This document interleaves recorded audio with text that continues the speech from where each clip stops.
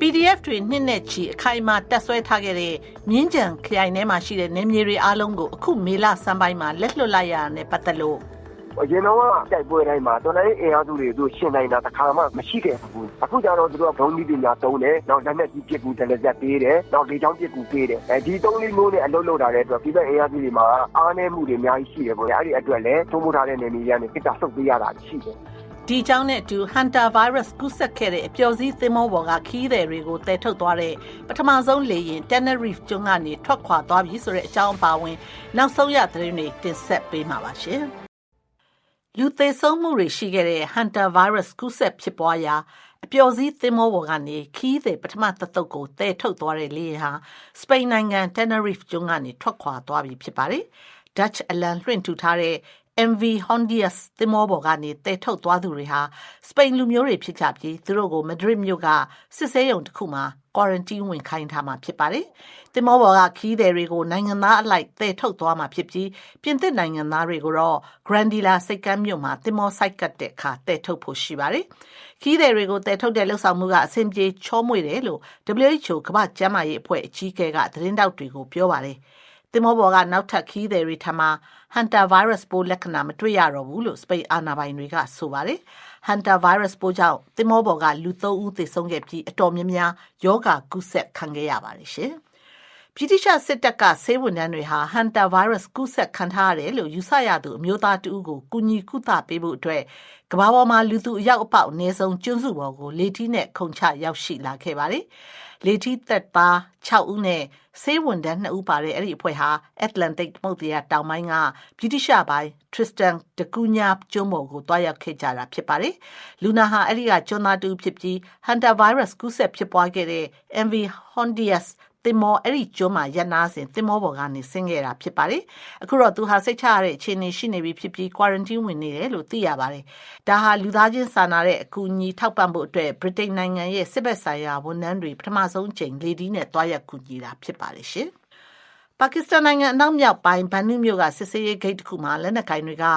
ကကားပုံးဖောက်ခွဲတိုက်ခိုက်ခဲ့ပြီးခြုံခိုတိုက်ခိုက်မှုတစ်ခုလုပ်ခဲ့ရမှာလုံခြုံရေးဝန်ထမ်း15ဦးသေဆုံးခဲ့တယ်လို့ရဲတွေကပြောပါတယ်။အသေးခံဘုံခွဲသူတူကဖောက်ခွဲပစ္စည်းတွေအပြည့်တင်လာတဲ့မော်တော်ကားနဲ့စစ်ဆေးရေးဂိတ်ကိုဝင်တိုက်ခဲ့ကြောင်းအဲ့ဒီနောက်မှာတော့စခန်းထဲဝင်ပြီးကျန်တဲ့ရဲအရာရှိတွေကိုပစ်ခတ်ခဲ့ကြောင်းပြောပါတယ်။အခင်းဖြစ်ရာနေရာကိုချက်ချင်းစစ်ကူသွားခဲ့တဲ့တပ်ဖွဲ့တစ်ဖွဲ့လည်းပစ်ခတ်တိုက်ခိုက်ခံခဲ့ရတယ်လို့ဆိုပါတယ်။ Islamic မဟာမိတ်အဖွဲ့တစ်ဖွဲ့ဖြစ်တဲ့ Ittihadul Mujahideen လက်နက်ကိုင်အဖွဲ့ကဒီတိုက်ခိုက်မှုကိုသူတို့လုပ်ခဲ့တာလို့ပြောပါတယ်။ပါကစ္စတန်နိုင်ငံထဲမှာတိုက်ခိုက်မှုတွေလုပ်ဖို့အာဖဂန်မြေကိုအသုံးပြုနေတဲ့လက်နက်ကိုင်တွေကိုအာဖဂန်နစ္စတန်အစိုးရကခိုလုံခွင့်ပြုထားတယ်ဆိုပြီးပါကစ္စတန်အစိုးရကပြစ်တင်ပြောဆိုနေပါတယ်။တာလီဘန်အစိုးရကတော့ဒီဆွဆွဲချက်တွေကိုညှင်းဆိုထားပါတယ်ရှင်။ဒီကနေ့မနေ့အစောပိုင်းကကာတာကယိုဒန်နာမှာကုန်တင်သင်္ဘောတစ်စင်းဒုံးကျည်ထိမှန်ခဲ့တယ်လို့ပင်လယ်ရေကြောင်းခြေရခံစောင့်ကြည့်စစ်ဆေးသူတွေကပြောပါတယ်။အဲ့ဒီကုန်တင်သင်္ဘောဟာဒိုဟာမြို့အရှေ့မြောက်ဘက်နားမှာဒုံးကျည်ထိမှန်ခဲ့တာဖြစ်ကြောင်းနဲ့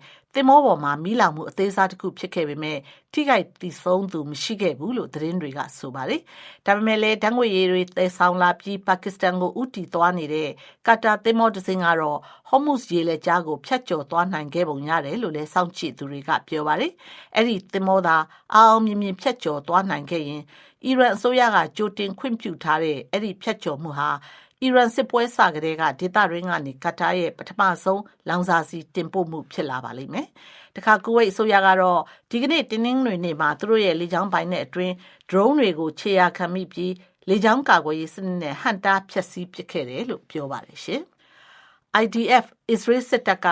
ဒီသတင်းပတ်ကုံရပိုင်းတွင်လက်ဘနွန်နိုင်ငံတောင်ပိုင်းမှာ Hezbollah အဖွဲ့အုံပြုတဲ့နေရာ40ကျော်ကိုထိမှန်အောင်သူတို့ပစ်ခတ်တိုက်ခိုက်နိုင်ခဲ့တယ်လို့ပြောပါတယ်။ပြစ်မှတ်တွေထဲမှာအဆောက်အုံတွေနဲ့လက်နက်သိုးလှောင်ရာနေရာတွေပါဝင်ခဲ့ပြီး Hezbollah စစ်စင်ရေးတပ်ဖွဲ့ဝင်10ဦးကျော်သေဆုံးခဲ့တယ်လို့အစ္စရေးစစ်တပ်ကဆိုပါတယ်။စနေနေ့တုန်းကအစ္စရေးကလေကြောင်းတိုက်ခိုက်မှုတွေတနေကုန်ပြင်းပြင်းထန်ထန်လုပ်ခဲ့ရမှာစစ်ကြောင်နေအိမ်စွန့်ခွာထွက်ပြေးခဲ့ကြတဲ့အရက်သားအတော်များများအပါအဝင်လူ40နီးပါးသေဆုံးခဲ့ပါတယ်။တောင်ပိုင်းဆက်ဆာကီယာမြို့မှာလည်းလူနေတိုက်ခန်းတွဲတစ်ခုကိုဒုံးကျည်ထိမှန်ခဲ့ရမှာအမျိုးသမီး2ဦးနဲ့9နှစ်အရွယ်ကလေးမလေး2ဦးပါဝင်အနည်းဆုံးလူ9ဦးသေဆုံးခဲ့ပါတယ်ရှင်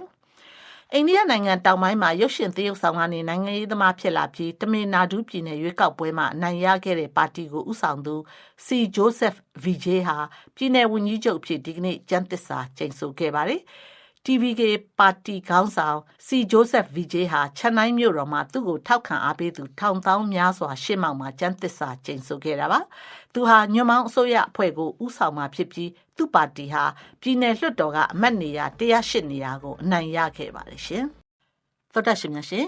်ဒေသခံပြည်သူ့ကာကွယ်ရေးတပ်ဖွဲ့PDF တွေနှစ်နဲ့ချီအခိုင်အမာတက်ဆွဲထိန်းချုပ်ထားခဲ့တဲ့မန္တလေးတိုင်းကမြင်းခြံခရိုင်ထဲမှာရှိတဲ့နေမြေတွေအလုံးနီးပါးကိုအခုမေလဆန်းပိုင်းမှာလက်လွှတ်လိုက်ရတယ်လို့ဒေသခံတွေနဲ့ PDF တပ်ဖွဲ့တွေကအတည်ပြုပါတယ်။စစ်တပ်ရဲ့ထိုးစစ်တွေကိုခုခံဖို့ခက်ခဲလာတာကြောင့်စိုးမိုးနယ်မြေတွေကိုဆုတ်ခွာပေးလိုက်ရတာဖြစ်ပြီးစစ်တပ်ဘက်ကတော့အထိုင်ချတက်ဆွဲတာမျိုးတွေမရှိသေးဘူးလို့သိရပါတယ်။မနှင်းမို့ကပြောပြမှာပါ။စစ်တပ်ဟာမြင်းကြံခရိုင်တွေကပြည်သူ့ကာကွယ်ရေးတပ် PDF ထိန်းချုပ်နယ်မြေတွေကိုလွန်ခဲ့တဲ့6လကျော်ကတည်းကထိုးစစ်ဆင်ပြီးစက်တိုက်တိုက်ခိုက်ခဲ့တာလို့ဒေသခံတွေနဲ့ PDF တပ်ဖွဲ့တွေကပြောပါတယ်။အခုမေလဆန်းပိုင်းမှာတော့မြင်းကြံနထိုးကြီးတောင်သာငစွန်းစတဲ့မြို့နယ်တွေကထိန်းချုပ်နယ်မြေအလုံးနီးပါးကိုလက်လွတ်ပေးလိုက်ရတယ်လို့ဆိုပါတယ်။အုပ်စုဖွဲ့လေကြောင်းတိုက်ခိုက်တာနီးပညာမြင့်ဒရုန်းနဲ့ဘုံကျဲတာတွေပိုလောက်လာတာကြောင့်တပ်ဖွဲ့ဝင်တွေနဲ့အရက်သားထိခိုက်မှုတွေပိုများလာနေလို့ယာယီဆုတ်ခွာပေးလိုက်ရတယ်လို့နေမြေခံ PDF တပ်တွေကပြောပါတယ်။စိုးမိုးနယ်မြေတွေစုပ်ပေးလိုက်ရတဲ့အပေါ်နထိုးကြီး PDF အဖွဲ့ကဗိုလ်မိုးကျိုးပြောတာကအရင်တော့တိုက်ပွဲတိုင်းမှာတော်လည်းအင်အားစုတွေသူရှင်းနိုင်တာတစ်ခါမှမရှိခဲ့ဘူး။အခုကျတော့သူတို့ကလည်းဒုံးကြီးပညာသုံးတယ်။နောက်လက်နက်ကြီးပစ်ကူတယ်လက်ဆက်ပေးတယ်။နောက်လေကြောင်းပစ်ကူပေးတယ်။ဒီ3-4မျိုးနဲ့အလုပ်လုပ်တာတဲ့အတွက်ပြည်ပအင်အားစုတွေမှာအားနည်းမှုတွေအများကြီးရှိတယ်ပေါ့လေ။အဲ့ဒီအတွက်လည်းစိုးမိုးထားတဲ့နယ်မြေတွေကနေခိတ္တဆုပ်ပေးရတာရှိတယ်။နှစ်ဖက်ရင်ဆိုင်တိုက်ပွဲကြီးကြီးမားမားမရှိခဲ့ပေမဲ့စစ်တပ်ရဲ့ပစ်ခတ်တိုက်ခိုက်မှုတွေအတွင်း PDF တွေနဲ့အရက်သားတေဆုံးမှုတွေများခဲ့တယ်လို့ထောင်နဲ့ချီတဲ့ဒေသခံတွေနေရဲစွန့်ခွာခဲ့ကြရတယ်လို့ဒေသခံတွေနဲ့ PDF တွေကပြောပါတယ်။ကြေးရွာပေါင်း20ကျော်မီးရှို့ခံခဲ့ရပြီးဒေသခံအယောက်9000ကျော်ဟာ AR မြစ်တစ်ဖက်ခံစကိုင်းတိုင်းမြောင်မြို့နယ်တွေကကြေးရွာတွေစီထွက်ပြေးတိမ်းရှောင်နေရတယ်လို့ဆိုပါတယ်။စစ်တပ်စစ်ကြောင်းတွေဝင်ရောက်စီးနင်းခဲ့တဲ့ကြေးရွာတွေဘက်အခြေအနေတွေနဲ့ပတ်သက်လို့မြင်းကြံဒေသခံအမျိုးသမီးတအုပ်ပြောတာကသူတို့က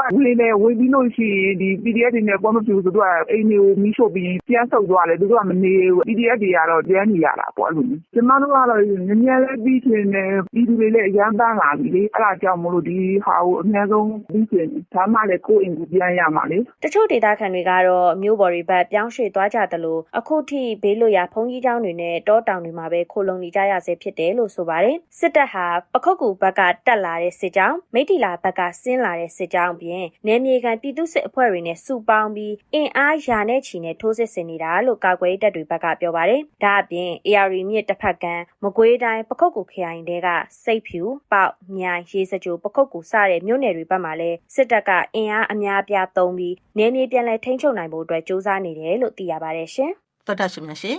သက်တမ်း20ကျော်နေတဲ့မော်တော်ယာဉ်တွေကိုမောင်းဖို့မသင့်တော်တဲ့အခြေအနေစစ်ဆေးတွေ့ရှိခဲ့ရင်ဖြတ်သိမ်းပြီးလက်စစ်ကားပဲပြန်သွင်းခွင့်ရမယ် slip ထုတ်ပေးသွားမယ်ဆိုတဲ့သတင်းတွေထွက်ပေါ်နေပါတယ်။ရင်အိုရင်ဟောင်းတွေအများဆုံးအသုံးပြုနေတဲ့မြန်မာကားဈေးကွက်ထဲမှာဘယ်လိုအခြေအနေဖြစ်လာနိုင်မှာလဲမတ်သူစာလင်းကပြောပြမှာပါ။2000ခုနှစ်မော်ဒယ်အောက်မော်တော်ယာဉ်တွေတက်တန်းတိုးတဲ့အခါမောင်းလို့မသင့်တော်ဘူးလို့စစ်ဆေးတွေ့ရှိခဲ့မယ်ဆိုရင်အရေးကြိုးစလစ်ထုတ်ပေးသွားမယ်ဆိုတဲ့သတင်းထွက်နေတာပါအဲ့ဒီစလစ်နဲ့ပဲလျှက်စစ်ကား EV ပြန်လည်တင်သွင်းခွင့်ပြုမယ်ဆိုပြီးပြီးခဲ့တဲ့မေလ6ရက်နေ့ကနေ10ရက်နေ့အထိနေပြည်တော်မှာလုပ်ခဲ့တဲ့မော်တော်ယာဉ်လုပ်ငန်းရှင်တွေနဲ့တွေ့ဆုံပွဲအတွင်းမှာဆွေးနွေးခဲ့ကြတယ်လို့အဲ့ဒီပွဲတက်ရောက်သူတွေကပြောပါတယ်73စီအတွက်ပေးရတဲ့နိုင်ငံခြားငွေသုံးစွဲမှုရှော့ချနိုင်ဖို့နဲ့73စီအခက်အခဲဖြည့်ရှင်းနိုင်ဖို့အခုလိုလုပ်မှာဖြစ်တယ်လို့ဆိုပါတယ်ဒါပေမဲ့အစိုးရဘက်ကမူဝါဒတစ်ခုအနေနဲ့တော့အခုချိန်ထိကြီးညာတာမျိုးမရှိသေးပါဘူးကြက်ခိုင်မှုမရှိတဲ့ရင်းတွေဆို EV ကားပဲပြန်ပေးသွင်းမယ်ဆိုရင်ကားစည်းကွက်ထဲမှာဘလို့ပြောင်းလဲဖြစ်နိုင်ပါသလဲကားရောင်းစင်တာတစ်ခုရဲ့တာဝန်ရှိသူပြောပြတာကတင်ပေးလို့ရရင်တော့ EV ရဲ့လွှတ်ချက်ကိုတော့အထိုက်အလျောက်တော့ဖြည့်ဆည်းရတော့ရောက်မှာကားဟောင်းစလစ်နဲ့တွန်းလို့ရမယ့်အရေးတော့ကလည်းကျွန်တော်ထင်တယ်အများကြီးတော့မရှိတော့ဘူးထင်ပါတယ်သူကကြက်ခိုင်မှုအားနေတဲ့ကားလို့ထောက်ထားတာဟုတ်ဖြတ်သိမ်းဖို့တတ်မှတ်တဲ့ကားမျိုးစားကတက်ဆိုင်ရာဌာနတွေကတတ်မှတ်မှာဆိုတော့အဲ့တတ်မှတ်တဲ့အရေးအတွက် သွက်နဲ့ထွက်လာမယ့်ရည်သွက်နဲ့ဘယ်လိုစီးနည်းစည်းကနေချမလဲပုံမူဒီပြီးတော့ဒီကွက်ပေါ်မှာတက်ရောက်မှာဖြစ်တယ် တက်တန်း20ပြည့်ရင်တွေကို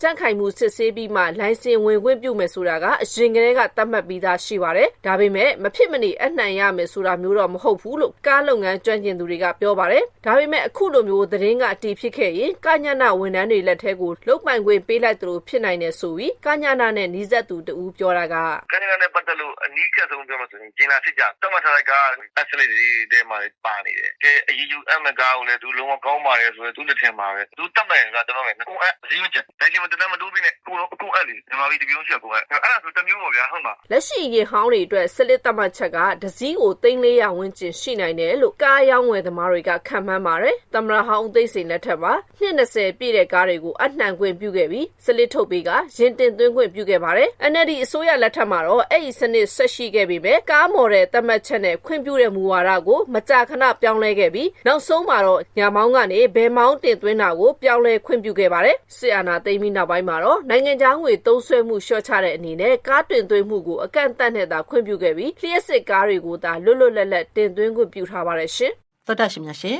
တန်လွင်မြင့်တွင်းကရတဲ့ခီးယူတွေမှာအာဆန်နစ်ဓာတ်ပါဝင်မှုဟာစံသတ်မှတ်ချက်တဲ့ကျော်လွန်နေပြီးပြင်းထန်တဲ့အဆိပ်သင့်မှုဖြစ်ပေါ်နိုင်တာကြောင့်စားသုံးဖို့မသင့်ဘူးလို့ထိုင်းနိုင်ငံလူထုအခြေပြုကျန်းမာရေးထိခိုက်မှုဆန်းစစ်ချက်ကွန်ရက်ကတွေ့ရှိထားပါတယ်။မြန်မာနိုင်ငံတွင်းကတန်လွင်မြစ်ကမ်းတစ်လျှောက်မှာနေထိုင်နေသူတွေအပေါ်ဘယ်လိုသက်ရောက်လာနိုင်မှာလဲ။မတ်ရွှေပိုးနီကပြောပြမှာပါ။ထိုင်းနိုင်ငံစော့မွေခရိုင်မဲဆယ်မလက်အုပ်ချုပ်ရေးအဖွဲ့ကပေးပို့လာတဲ့တန်လွင်မြစ်ထဲကခရုနမူနာတွေကိုချင်းမိုင်တက္ကသိုလ်သဘောဝပတ်ဝန်းကျင်သိပ္ပံသုတေသနဌာနမှဓာတ်ခွဲစစ်ဆေးခဲ့တာဖြစ်ပါတယ်။ဓာတ်ခွဲခန်းရလဒ်တွေအရအာဆင်းနစ်နဲ့ခဲဓာတ်ပါဝင်မှုမှာသတ်မှတ်စံနှုန်းတွေထက်ကျော်လွန်နေပြီးအရိဓာတ်သတ္တုတွေဟာအဆိပ်သင့်မှုပြင်းထန်ပြီးရေရှည်ကျန်းမာရေးထိခိုက်နိုင်တဲ့အနေအအရှိဆုံးညဉ့်ဉန်းပစ္စည်းတွေပါဝင်နေတယ်လို့ဆိုပါတယ်။ဒါအပြင်တန်လွင်မြစ်ရဲ့နေရာတချို့အဆိပ်သင့်နေတာကိုထိုင်းနိုင်ငံချင်းမိုင်တက္ကသိုလ်နဲ့မြန်မာဘက်ခြမ်းကကရင်နီကရင်အဖွဲ့အစည်းတွေရဲ့ပူးပေါင်းသုတေသနပြုမှုတွေအရာအတည်ပြုထားတာလည်းရှိပါတယ်။သုတေသနအရလည်းအာဆင်းနစ်အပါအဝင်တတ္တုအဆိပ်တွေဟာမြေရှားရွှေနဲ့ခဲမဖြူတတ္တုမိုင်းတွေရှိတဲ့မြန်မာဘက်ခြမ်းကနေအစပြုလာပြီးထိုင်းနိုင်ငံအထိစီးဆင်းလာတာဖြစ်ပါတယ်။မြန်မာနိုင်ငံထဲက